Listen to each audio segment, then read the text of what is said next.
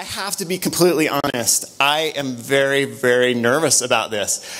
Fran and Crystal asked me months ago, and I have struggled with this. And for those of you who know me, you know that I can just talk.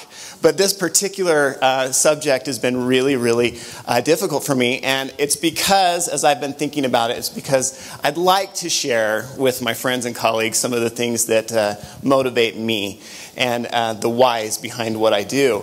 But I also recognize, oh, thank you. Yeah, I probably need to have a presentation, huh?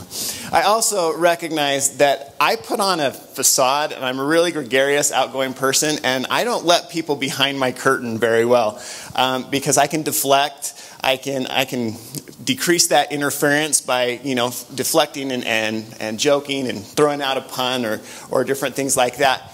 And in reality, there's a lot of self-exposure that I'd like to share with my friends. And over a career of 18 years, I thought the best way of doing this is maybe share some of the things I've learned through some of the movies that I enjoy. This is an endless conversation in our office. We like to discuss movies. What's the best movies out there? What are some things that we can learn from movies? And so I just wanted to go through this because some of these things are meaningful to me. So if you know the movie, you're welcome to just shout it out, okay? Up. Okay. One of my favorite scenes in Up, and it's really defined some of my why, is Ellie, when she first meets Mr. Fredrickson, she says, "Don't you know this is an exclusive club? Only explorers get in here, not just any kid off the street with a helmet and a pair of goggles." A very exclusive club. I want to talk a little bit about that. My life, all the greatest things that have happened in my life have happened around a concentric circle that really is about 200 yards from where I'm standing right here. Just on the other side of these doors, I met my wife. I had followed her out of the science technology library. And I stalked her all the way until we got right in front of this building, and then I stammered out some stupid something, and I introduced myself and found out where she was, and we found out that we grew up about 1.5 miles from each other in Salt Lake and all this kind of stuff. But I met my wife just right outside of the doors here. It wasn't too much further, just down the sidewalk where I found out. I interviewed for the first time for my first professional job in higher education, and I found out that I got the job just right there. When I was selected as an ambassador, the ambassador program, the first time I met everybody was in the basement of the University Inn. And I remember walking in and feeling like, holy cow, I am in an exclusive club. And they made a big mistake by choosing me. They must have got the wrong person here because I felt so inadequate. The club that we're belonging to with UACRAO, I like to think of as an exclusive club. You are some of the most amazing people, and I still feel that same way I did when I was way back in the day when I was an ambassador. I feel like the mistake has been made, and so I feel like I'm the charlatan in the room because you are some of the most amazing people I have ever had the privilege of working with. And every day I get to go to work and go on an adventure.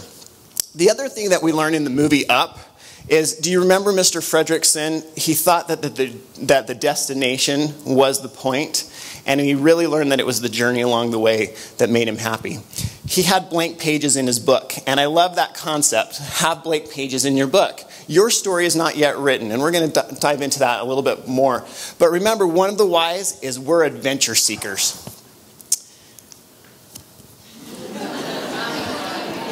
Tommy boy, right?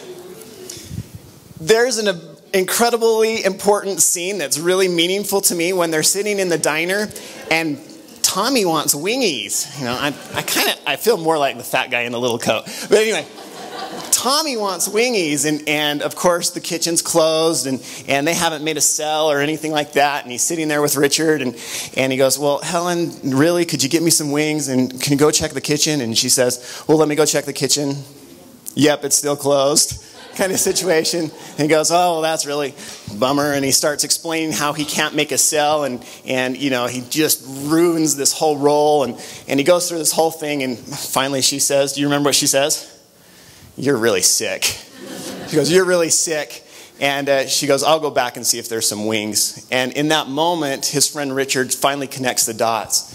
And he says something that's really profound from the movie Tommy Boy, and I really want you to take it home. He simply says, these people are buying you, not just brake pads.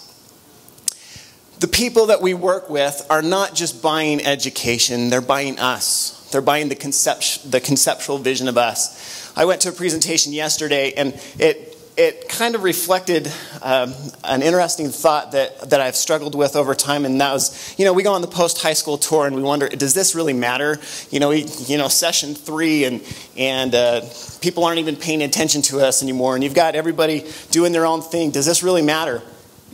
Well, it mattered to me. In 30 minutes at Granite High School, when I was a senior, I to this day remember a man named Malone Iohola. And he was from the University of Utah, and he came to my high school, and it was the first time that I had seen a college representative, and he was just polished, and he was sharp, and he knew what he wanted to be doing. And I thought, well, wow, and he had to be at the time, 24 at the time? And I thought, that's what I want to be. I didn't know what he did, I didn't know how that was, but I wanted to be him. I bought him, I didn't buy his brake pads. And so I think that this is kind of something that reminds me that one of the reasons of the why is yourself and what you bring to the office, what you bring to your team. Hunt for the Wilder People. This is an amazing show. This is Lauren's favorite show. We like to call it Hunt for the Weber People, but he is relentless. And there's this awesome scene, and I should probably make Lauren quote it word for word here, but he's being chased by Paula, right? That's the worst accent I can possibly come up with. But Ricky Baker says, I'll never stop running. Paula says, yeah, and I'll never stop chasing you. I'm relentless. I'm like the Terminator. Ricky Baker, I'm more like the Terminator than you. I said it first. You're more like Sarah Connor and the first movie, too, before she could do chin-ups. Such a fun movie, right? What I get from this one is, and I'm just going to chuck my notes here. What I get from this one is I can be relentless. I can go on. I can outlast. Sometimes we're joking about this. I was talking with some colleagues yesterday, and new changes are coming, but they're changes that we've done before. It all just comes in one complete circle. And so part of this is we can be relentless. We can outlast, we can outwit, we can outsurvive. And it's just the only difference between a bad situation lasting forever and it actually getting better is simply time. It doesn't last forever. And so we can be relentless.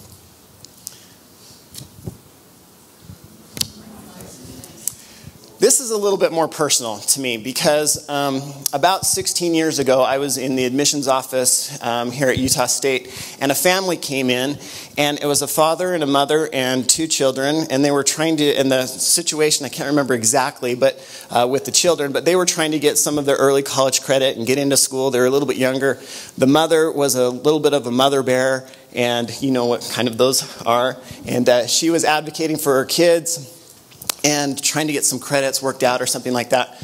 And so a colleague had taken the mother and the child over to the side to kind of work on the credits, and I was left sitting there with the father.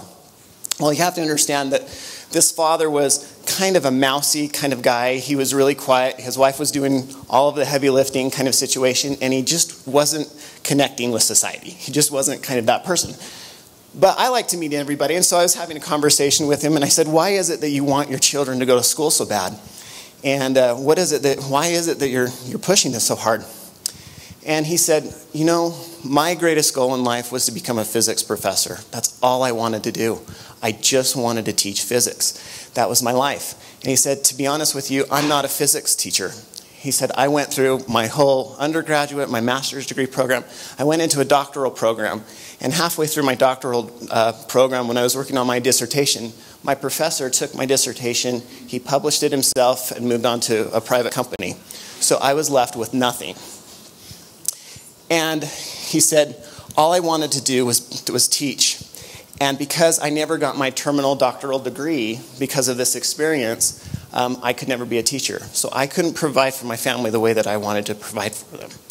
And then he said something that's really stuck with me. He said, life has tracks. And if you don't find those tracks, and if you don't move down those tracks, then you will never get the opportunities that you really want. I don't want my children to be left behind. I need them to find the tracks. That was hard for me to hear, because we spend our time going through rote routines. We spend our time having fun, going through work, taking it very casually sometimes. But there are people out there praying that their children and themselves will find the tracks. And sometimes we're the gatekeepers for those tracks.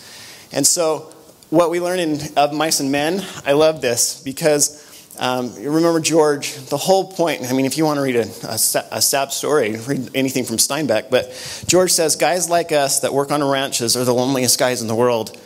They got no family. They don't belong no place. They come to a ranch and work up a stake, and first thing you know, they're pounding their tail on some other ranch. They ain't got nothing to look ahead to. I want to help people look ahead to something else. That's one of the whys, because life has tracks. Field of Dreams, right? There's a line where Roy has been hearing voices and everything like that, and he's out building his field, and his wife comes in and says, "What are you doing? Why are you doing this?" And he simply says, "When primal forces of nature tell you to do something, the prudent thing is not to quibble over the details." I don't want to get too deep in here, but to simply say that you've made promises with the forces of nature. I don't know who your God is, whether it's science, whether it's the universe, whatever it is out there, but we've made promises with the forces of nature, and they're taking us places. So whether your pathway goes through Logan to Pocatello to Albuquerque, New Mexico to Ogden, Utah, you need to follow where the wind is blowing. You need to follow where the forces of nature are taking you. There is something. Don't argue over the details when primal forces tell you to do something. Tarzan. The older I get, the more fascinated I am that Phil Collins' work is probably the best thing he's ever done in Tarzan. That man spent so much energy on a Disney film, and those drum beats are pretty sick. I love in one of the lyrics of Tarzan, he simply says, "In learning you will teach, and in teaching you will learn." Had the experience a while ago I was down at Southern Utah University talking with some advisors, and we were sharing some tricks of the trade and everything. And I was just really impressed with this simple thing that happened. One of the advisors from Southern Utah stood up in front of this big group, and they were doing a little demonstration, and she said, "Hey, can I share something that I have discovered and learned that was really, really kind of trivial, but it's changed the way I've done something?" She said, "I've been doing this for 30 years, and I found this other way to do it." And then she shared it with us. It's pretty innocuous, but I've been thinking about that for weeks. Here was a person who understood that humility could open doors of learning for others. In learning, you will teach, and in teaching, you will learn. We're in higher education because hopefully learning is exciting.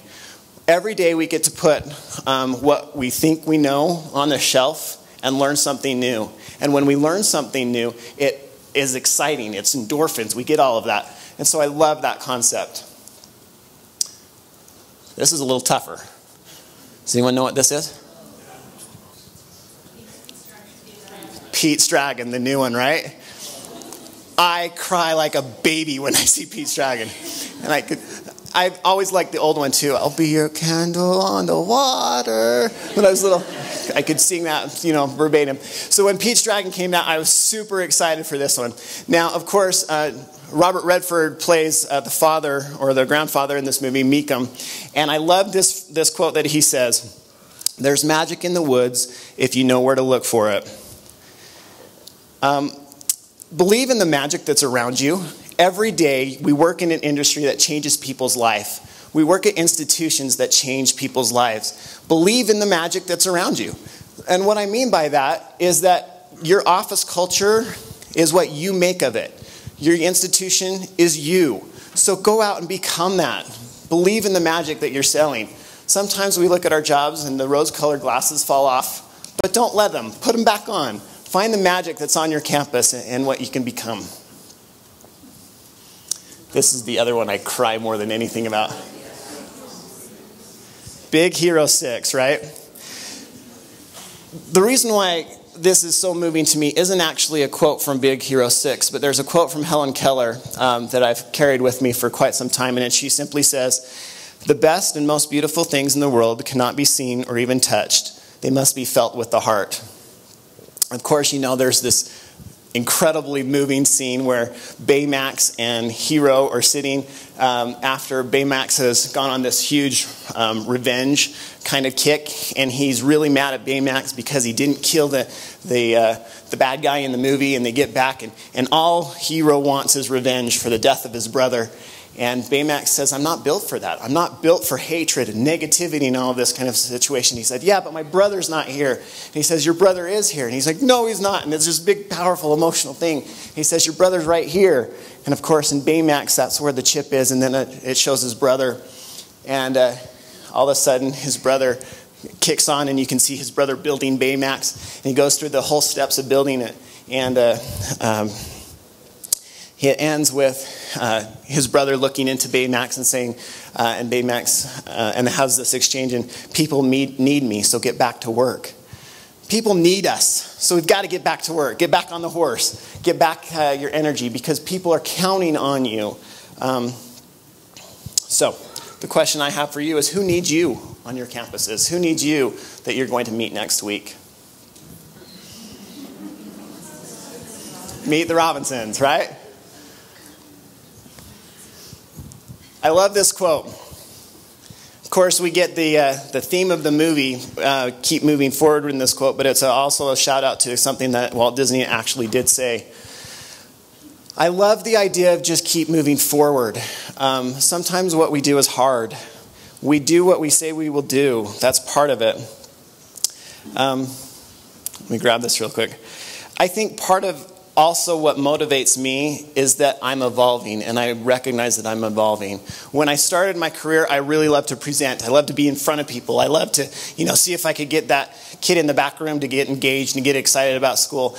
I don't enjoy that so much anymore. So this is a confessional. What I like now is like analytics and data and seeing how processes work. And so I'm finding that I'm evolving. And so who you are today is not who you're going to be tomorrow. And who your coworker is today is not who your coworker is going to be tomorrow. And so we just keep moving forward, and we allow ourselves to change and allow ourselves. And that's one of the just big joys about working in what we do. Now, there are a ton of quotes I could share from this movie. And some I probably should never share from this movie. I love planes, trains, and automobiles. It's kind of a family tradition for us to watch this around Thanksgiving and Christmas time. But what I actually want to get from this particular one is that there's always a way to get something done. Whether it's a plane, whether it's a train, whether it's an automobile, but there is always a solution to the problem. The thing that I've learned over the course of my career is I very rarely have that solution. It takes a group to get to that. So that's the quick one. To Kill a Mockingbird, right? I love this quote from Harper Lee. "The one thing that doesn't abide by majority rule is a person's conscience." We are the champions of people who have no voice often. I do what I do because I can look at myself in the mirror at the end of the day with a clean conscience. We live in a time and a place in a world where people's conscience have failed them in different places. But in higher education, in our jobs, we have the opportunity to live our conscience every day. We should powerfully believe in what we're doing. Good Will Hunting, all right? There's a quote in Good Will Hunting that's, no, there's a lot of quotes in Good Will Hunting that I can't share.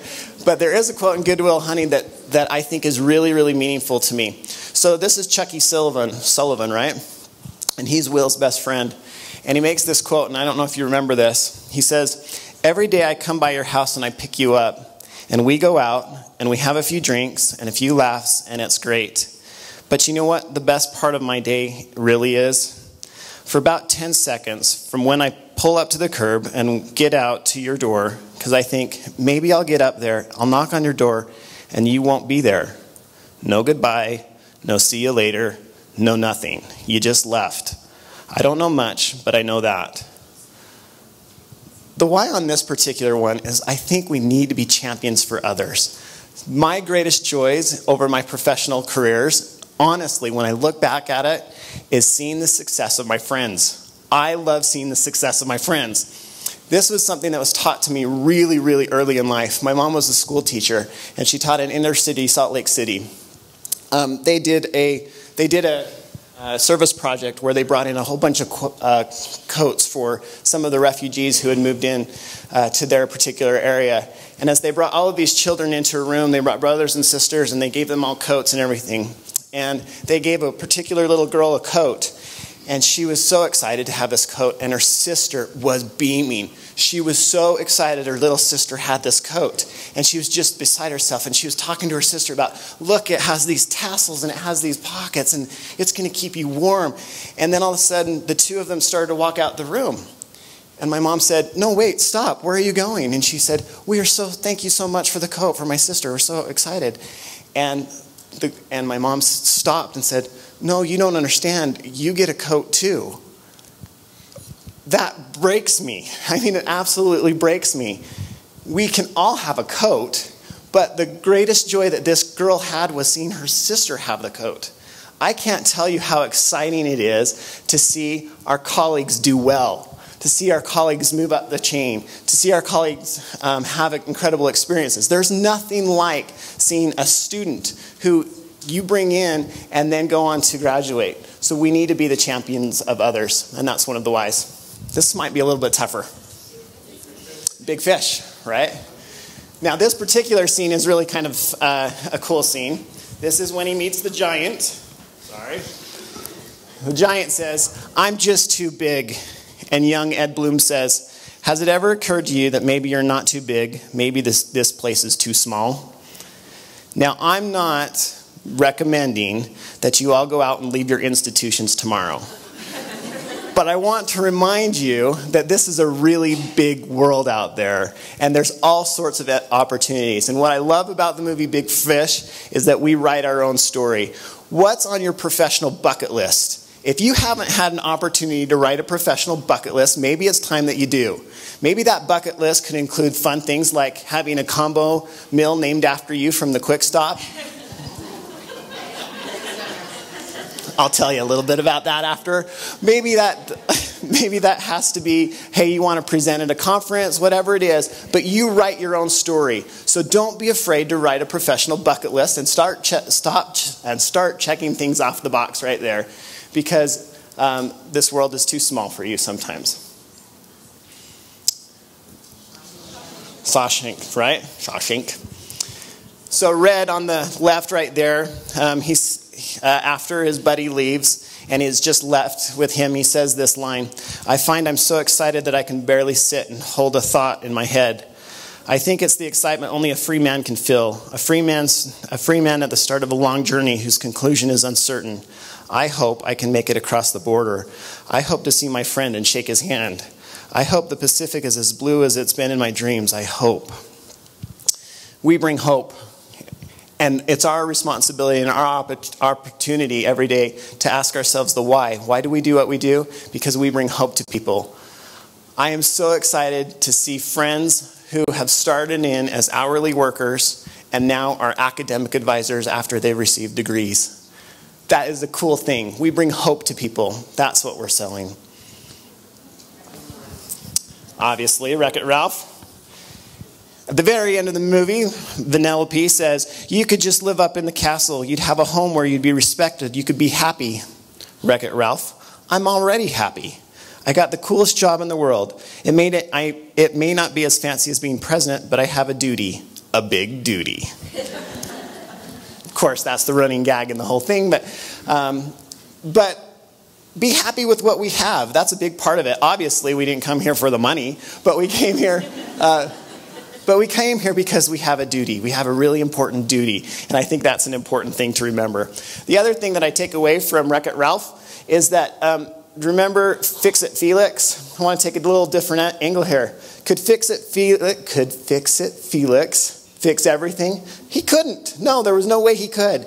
In fact, the only person that could reach out to Glitch was Ralph. Sometimes we think that we can fix everything on our campus, and you know what? We can't. And that's okay. But there are people that we can combine with and work with. Okay, this is another colleague's favorite. A Man Called Ove. If you have not seen this movie, I really highly recommend it. In our movie club at work, I faked my way through this one and said that I watched the movie just so I could eat the prime rib dinner. And then I went back and I really watched it. And after I really watched it, I ate some humble pie because it was an amazing movie, Bailey. So there you go. But in A Man Called Ove, there's this thought. Loving someone is like moving into a house. At first you fall in love with all the new things, amazed every morning that all of this belongs to you. And I think about this in my job. As if fearing that someone would suddenly come rushing in through the door to explain that a terrible mistake had been made. You weren't actually supposed to live in this wonderful place. Then, over the years, the walls become weathered, the wood splinters here and there, and you start to love that house not so much because of its perfections, but rather for its imperfections. You get to know all the nooks and crannies, how to avoid getting the key caught in the lock when it's cold outside, which of the floorboards flex slightly when one steps on them, or exactly how to open the wardrobe doors without them creaking. These are the little secrets that make it your home. Look around you. What are the little secrets that make your job home? Appreciate them for what they are. And then finally, I want to share this. Okay, two more real quick.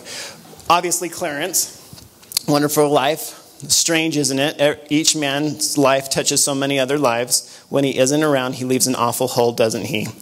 We have a family saying that our family just wouldn't be the same without you. Our UACRAO family wouldn't be the same without you. So you need to know your family. And finally, does anyone know what this movie is? The Mission. Robert De Niro, Liam Neeson is in this movie. It's an incredible, incredible story about a conquistador who finds redemption with some of the tribes and people that he used to take into slavery. And what I get from this movie more than anything is the simple thought that we can change. We can be better than we were yesterday. If you aren't where you want to be professionally, personally, physically, spiritually, mentally, change. Let it go. There's this incredible scene in this movie where he pays penitence and he goes back to the people which he had stolen, basically, and put into slavery. And he wants to change his life, and so he ties all of his armor to his back, and he has to climb up the mountain. And he gets all the way to the top of the waterfall, and he confronts the people that he used to wrong. And they come to him with a big knife, and they cut off his rope and his armor, and all his armor goes flying right down the river that he'd take miles and miles and miles dragging up. If there's baggage that you're carrying, find someone, a friend, a clergy, a counselor, your universe, science, whatever, but let it go. I'm not going to sing Let It Go. We didn't go back. But let it go. We can be better. We can always be better. Rediscovering your why is about becoming our best selves. We have these primal forces of nature that are telling us we can be more than what we've become. So, Simba, you are more than what you've become. So let's go out and do that. So, those are just some of my whys, and I just want to share them with you. And thank you for letting me.